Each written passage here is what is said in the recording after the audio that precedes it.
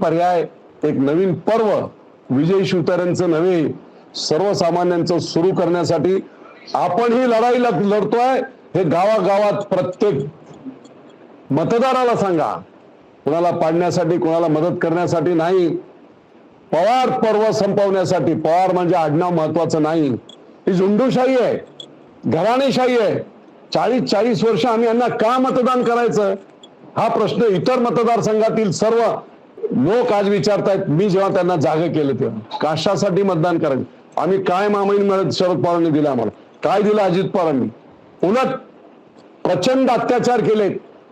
पुणे जिल्ह्यामध्ये पवार सोडून दुसरा कोणी निर्माण झाला नाही पाहिजे, मोठा झाला नाही पाहिजे. सगळ्यांचे पाय कापण्याचे प्रयत्न त्यांनी केलेत.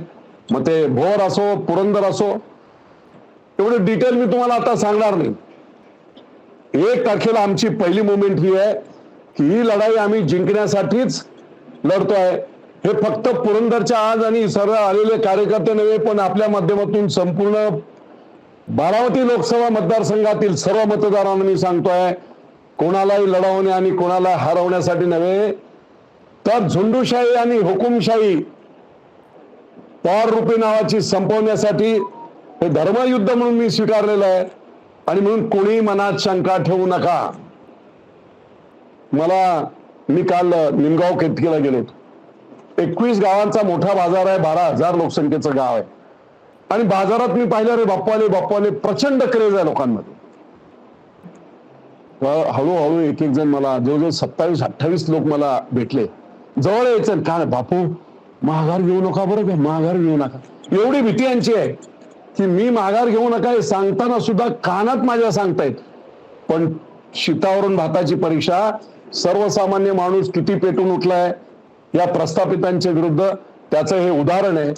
आणि म्हणून मी सर्व जनतेला या माध्यमातून सांगू इच्छितो, संपूर्ण इंदापूर असेल, भोर असेल, पुरंदर असेल, खडकवासला असेल, सर्वांना मी सांगू इच्छितो, ही निवडणूक मी लढणार.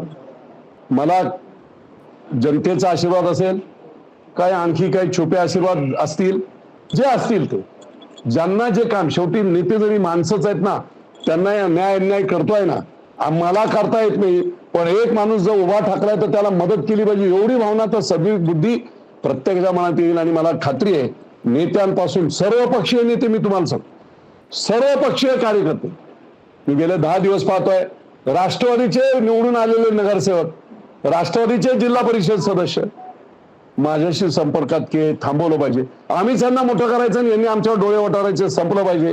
ही भूमिका सर्व पक्षीय आहे. भाजपच्या लोकांना आज मला जे माहीत पडलं ते आपल्याला सांगतोय. प्रत्येक ठिकाणी स्थानिक स्वराज्य संस्था एकत्र होणार नाहीत. आणि म्हणून काही भाजपच्या नगरसेवकांनी मला सांगितलं की बाप्पा आम्ही काय करायचं, आता निवडणूक असेल 5-6 महिन्यामध्ये, आणि मग हे अजित पवारचं घड्याळ जर आम्ही घेऊन गेलो, घरात पोहोचवलं, उद्या एकत्र होणार नाही आणि एकत्र निवडणूक नाही झाली तर कमळाच्या विरुद्ध प्रचार करायला अजित पवार ताकद द्यायला याच लोकांना इथे येईल. आमची अवस्था काय होईल, हा संभ्रम सगळ्यांना आहे. अजित पवारांचं राजकारण इतकं स्वार्थी राजकारण आहे. महाविकास आघाडीच्या दरम्यान आम्ही बाहेर पडलो, त्याचंही मेन कारण तेच होतं की अन्याय अत्याचार होते. अहो एवढंच काय, विधानसभेमध्ये माननीय मुख्यमंत्री एकनाथराव शिंदे यांनी विधानसभेचं पहिल्या भाषणात सांगितलं, अजित दादा तुम्ही दादागिरी करून, मी नगर विकास खात्याचा मंत्री होतो, माझ्या 800 कोटी तुम्ही घेऊन गेला, बोललो का तुम्हाला मी काय. ही जी मानसिकता, ही प्रवृत्ती आहे, ही संपवण्यासाठी आपल्याला काम करायला पाहिजे. आणि म्हणून कार्यकर्त्यांना मी आता तसं सांगितलं. आमची पुढची स्टेप काय आहे त्या सांगतो, जास्त डिटेल सांगत नाही. 1 तारखेला पालखी तळावर, माऊलींच्या पालखी तळावर जशी माझी पहिली सभा उद्धव साहेब ठाकरेंच्या उपस्थितीत झाली होती, आज कोणी नाही आहे, द्रोणाचार्य आहेत, आशीर्वाद देणारे लोक आहेत, जनसामान्यांची लढाई आहे. पवार नावाच्या प्रवृत्तीच्या विरुद्ध जनसामान्यांची लढाई आहे.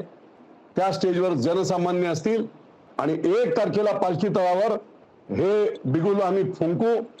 1 तारखेला कमीत कमी 50-60 हजाराची मॅसिव्ह सभा तिथे होईल आणि तिथे खऱ्या अर्थाने बिगुल फुंकलं जाईल. त्याच्यानंतर माझी ओळखपत्र वगैरे जे असतील ती सगळी ओळखपत्र गावागावामध्ये मला म्हणणं काल मी एका गावाचं नाव घेत नाही कारण त्यांना त्रास होईल.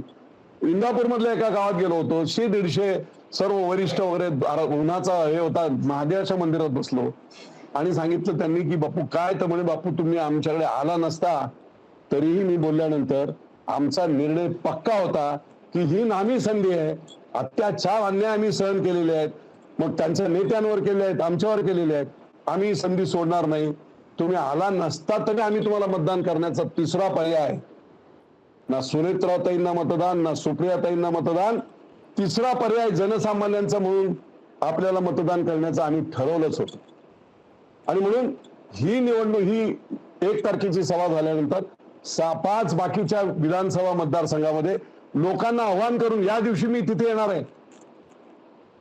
आपण आपलं माझं मनोगत ऐकायला या, असे आव्हान मी करणार आहे. माझ्याकडे काही यंत्रणा नाही, माझ्याकडे काही मोठा पक्ष नाही, माझ्याकडे बूथ कमिटीचे लोक नाहीत, माझ्याकडे कोण आहे तर सामान्य जनता आहे.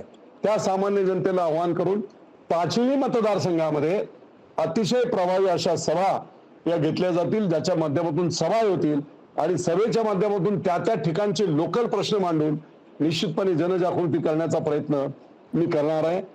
12 तारखेला 12 वाजता मी फॉर्म भरणार आहे. लोकशाही मराठी ऐका, पहा, जागरूक रहा.